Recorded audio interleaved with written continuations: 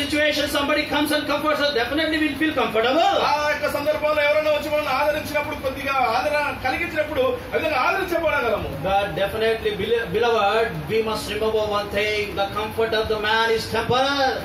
ప్రియమైన సహోదరి సహోదరుడా, మానవుల యొక్క ఆదరణ అది తాత్కాలికమైనది. But God, who comforts us, He comforts us with everlasting comfort. దేవుడు తండ్రైన దేవుడు కలిగించే ఆదరణ అది నిత్యత్వములో ఉండేది, అది శాశ్వతమైన ఆదరణ. That is what the Paul is writing to the second epistle of Corinthians, chapter 1 and verse 3.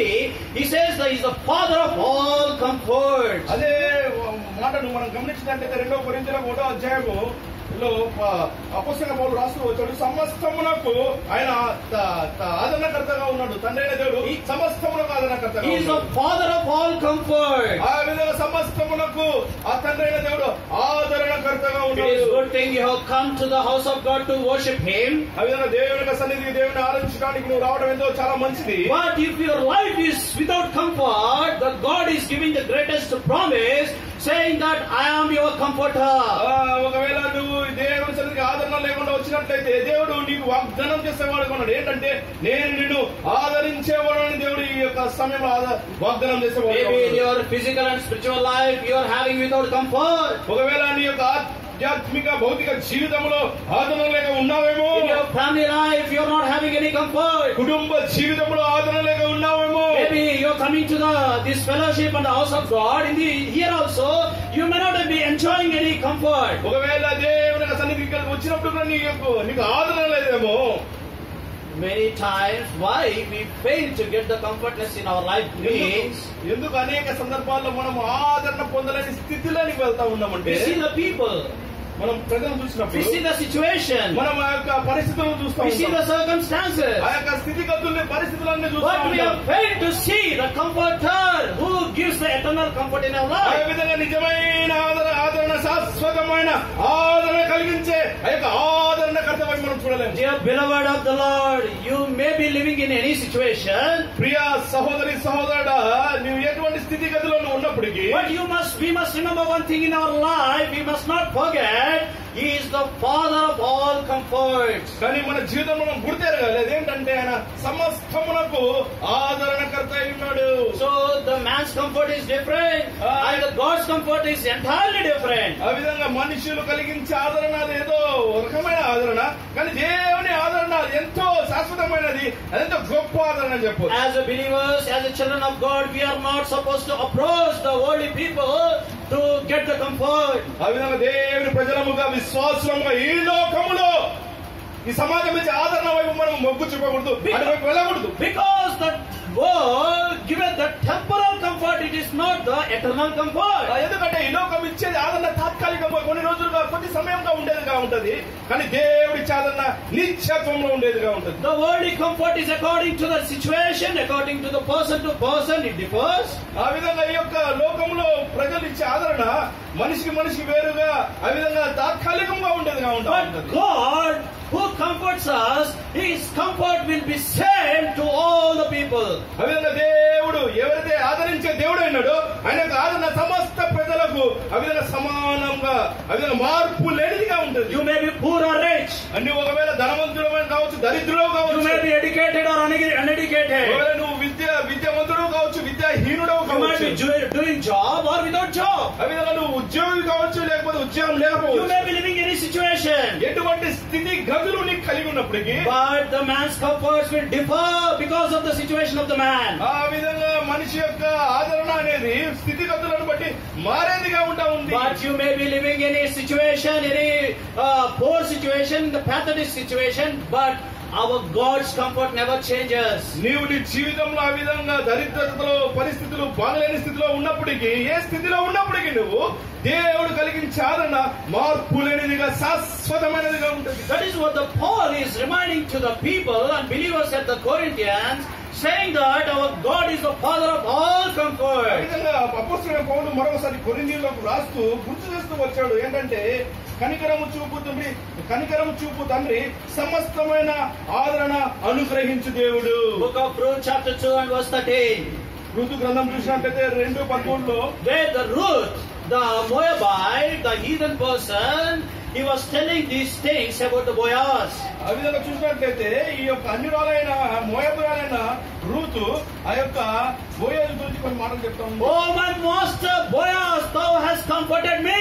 ఓ నా యజమానుడైన బోయాజు నువ్వు నన్ను ఆదరించావు. Please read brother that verse, book of Ruth chapter 2 and verse 13. చదవండి ఎవరన్నా. రూతు అందుకు ఆమె, నా ఏలిన వాడా, నేను నీ పనికత్తుల్లో ఒకదాన్ని కాకపోయినాను, నువ్వు నన్ను ఆదరించి నీ దాసురాలను నాయందు ప్రేమ కలిగి మాట్లాడితేవి కనుక నా ఎడల నీ కటాక్షం కలిగినమని చెప్పాను. So these were the words of Ruth. ఈ యొక్క మాటలు రూతు యొక్క నోటి నుండి వచ్చిన మాటలు. So what was she telling? ఏమి చెప్తా ఉంది? What is she trying to tell? ఏం చెప్పాలని ఆమె ఆశిస్తా ఉంది. She's telling to Boaz, oh my master, even though I am not the handmaid of thine maids, but thou hast comforted me, thou hast shown thy love towards me. ఆ విధంగా నేను నీ యొక్క పనికత్తెలు ఒకదానం కాకపోయినప్పటికీ నీవు నా ఎడల చూపిన కృప కనికరం ఆదరణ ఎంతో గొప్పదని తను చెప్తా వస్తా ఉంది. So I am not fit for that comfort. నేను ఆ యొక్క కృపను లేదా ఆదరణను పొందడానికి యోగ్యురాలిని. I am not worthy to get the comfort of thee. నీ యొక్క ఆదరణ పొందడానికి ఎటువంటి యోగ్యత నాకు లేదు. But thou hast loved me and comforted me.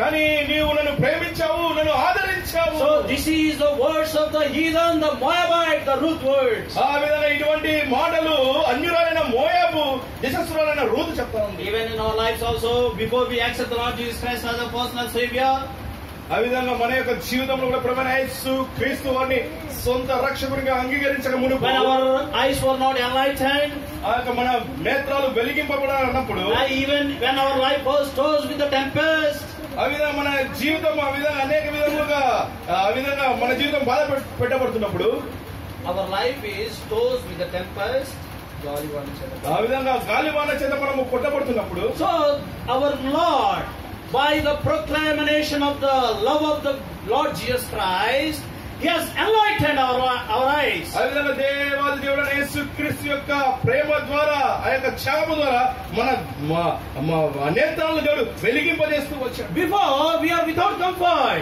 ముందుగా మనం చూసినట్లయితే ఆదరణ లేని స్థితిలో ఉంటాం. When we accept the Lord Jesus Christ as a personal Savior, the very Comforter entered in our life and is comforting us every day.